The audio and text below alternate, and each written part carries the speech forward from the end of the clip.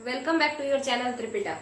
अभी हम लोग शुरू करने जा रहे हैं मेजर डोमेन्स ऑफ अर्थ में आगे का पार्ट।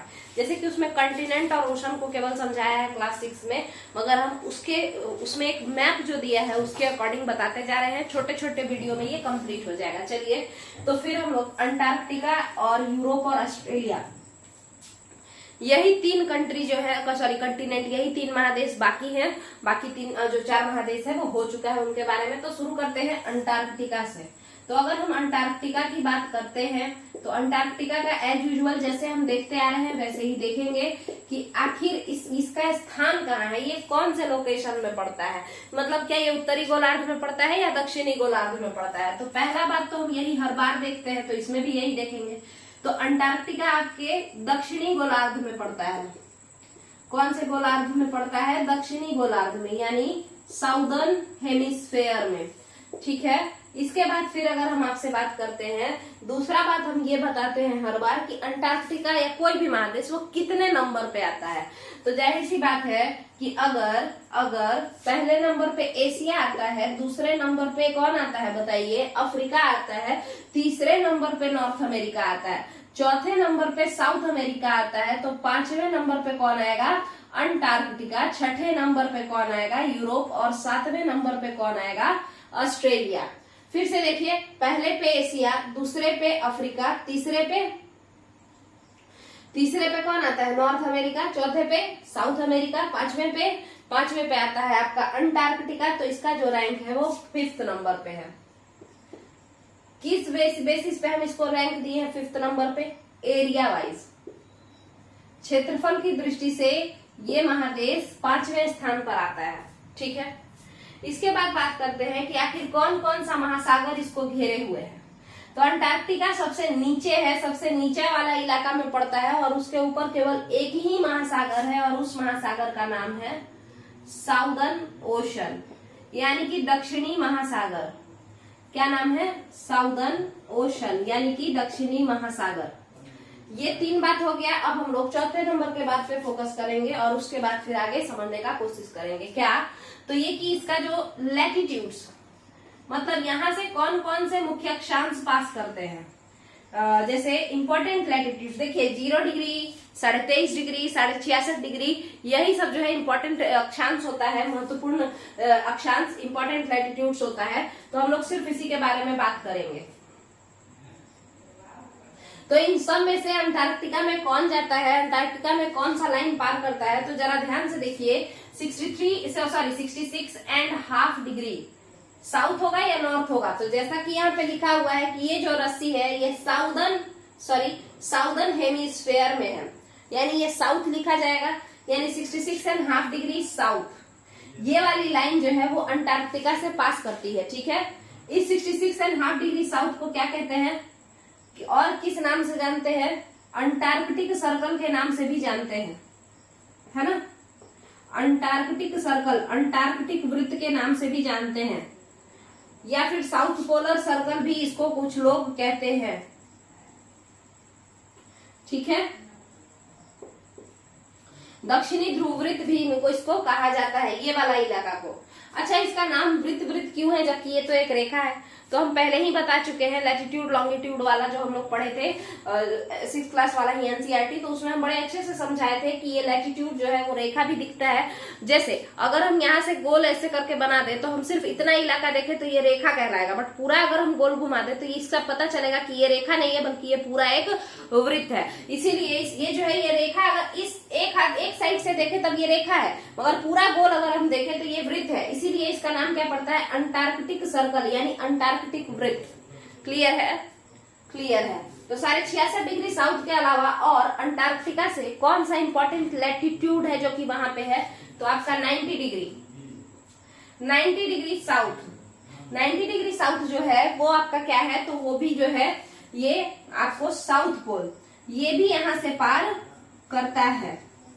ये भी यहां से क्या करता है? पार करता है। देखिए, अगर हम आपसे बात करें तो ये एक वृत्त तो है, कोई भी बिंदु एक वृत्त होता है जिसका कोई रेडियस ना हो, ऐसा वृत्त होता है। बट क्या ये रेखा है? नहीं, रेखा लाइन ये नहीं है। 90 डिग्री सर्कल हो सकता है, मतलब 90 डिग्री क्या है, देखिए ये अगर अर्थ है तो यहाँ पे 90 डिग्री है नॉर्थ और यहाँ पे 90 डिग्री साउथ। तो ये जो है एक पॉइंट है, और पॉइंट वृत्त हो सकता है, पॉइंट सर्कल में गिन सकते हैं, बट पॉइंट को लाइन में नहीं गिन सकते हैं, क्योंकि लाइन रेखा जो है वो कम से कम दो लाइन से, सॉरी लाइन रेखा कम से कम 2 पॉइंट से मिलकर बनता है।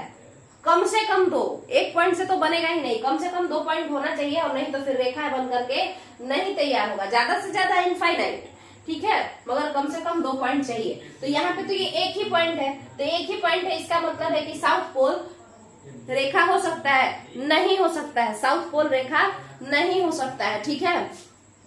और यहाँ पे क्या होगा, साउथ पोल एक केवल हम कह सकते हैं कि हाँ ये सर्कल हो सकता है, लैटिट्यूडनल सर्कल ये कह सकते हैं, बट इसको लाइन नहीं कह सकते हैं, ठीक है। अक्षांशीय वृत्त ये है। तो 2 चीज यहाँ से 2 इंपॉर्टेंट लाइंस पास करते हैं, मतलब 2 इंपॉर्टेंट अक्षांश पास करते हैं। एक 66.5 डिग्री साउथ जिसको हम लोग अंटार्कटिक वृत्त कहते हैं, यानी अंटार्कटिक सर्कल, और एक 90 डिग्री साउथ जिसे हम लोग साउथ पोल कहते हैं। यहाँ तक का अगर आपका क्लियर है तो हम लोग अंटार्कटिका के बारे में कुछ फैक्ट्स को समझने का कोशिश करेंगे। अगर हम फैक्ट्स की बात करें तो अंटार्कटिका जो है यहाँ पर रहना बहुत मुश्किल है, तो लोग नहीं रहते हैं एज यूजुअल। तो यहाँ पे क्या है, तो क्योंकि देखिए अगर यहाँ पे कोई भी लोग नहीं रहता है, कुछ नहीं है, तो किसी देश का यहाँ पे एकमात्र देश का अधिकार नहीं हो सकता है। एग्जाम्पल, नॉर्थ अमेरिका एक महादेश है। इस नॉर्थ अमेरिका महादेश में एशिया वाले जाकर के सोचे कि हम लोग यहाँ पे अपना जगह हड़ते, तो सारे नॉर्थ अमेरिकन कंट्रीज आपस में मिल जाएंगे, मैक्सिको, कनाडा, अमेरिका, और सब मिलकर के हम लोग को लात मार के भगा देगा।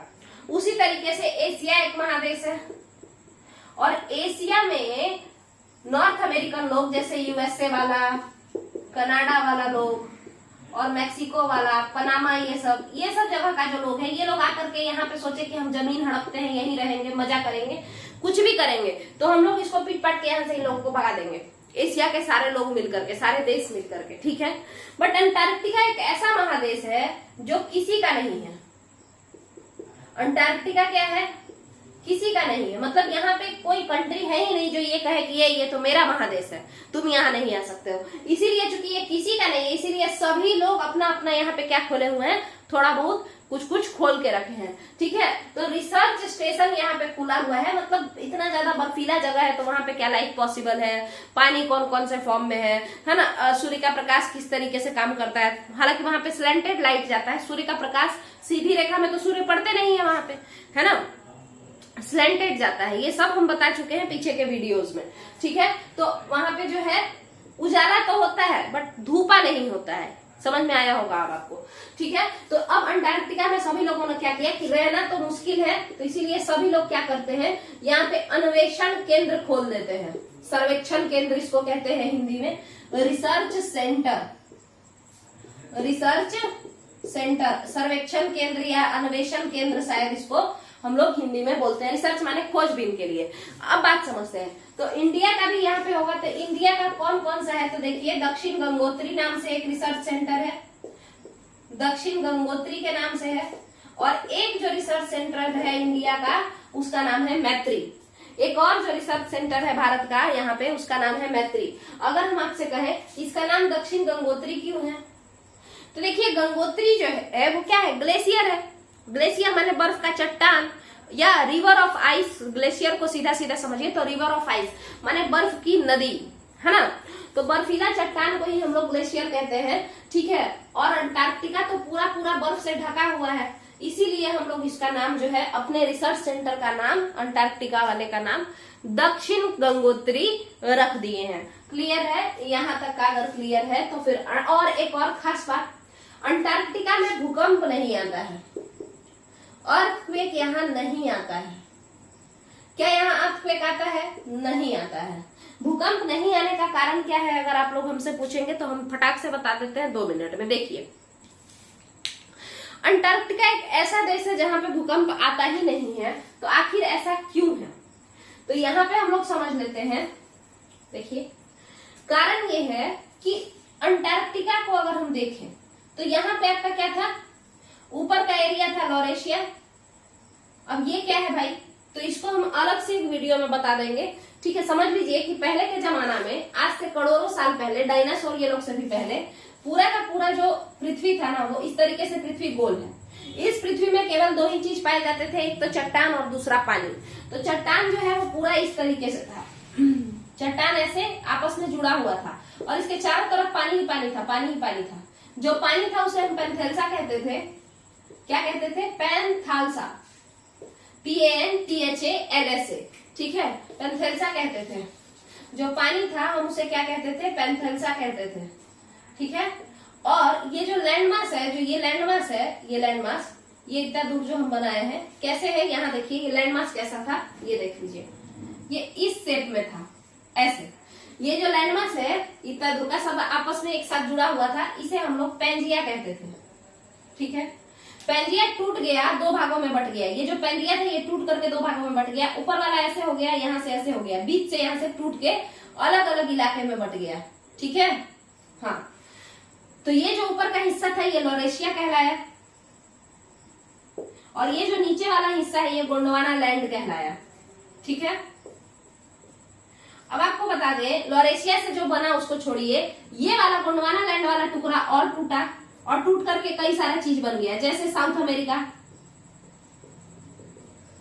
जैसे अफ्रीका, जैसे ऑस्ट्रेलिया, जैसे इंडो ऑस्ट्रेलियन प्लेट। इंडिया का जो दक्कन प्लेटू है वो भी किससे बना हुआ है?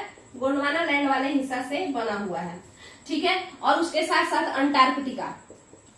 आपको बता दें कि ये जितने भी लोग बने ये सब धीरे धीरे धीरे धीरे ऊपर खसक गए। अंटार्कटिका एक ऐसा, मात्र एक ऐसा चट्टान बचा जो कि नीचे का नीचे ही चुपचाप पड़ा रहा। अब आप बताइए कि सभी लोग तो एक दूसरे से चिपकने और एक दूसरे को छोड़ के चले गए, है ना।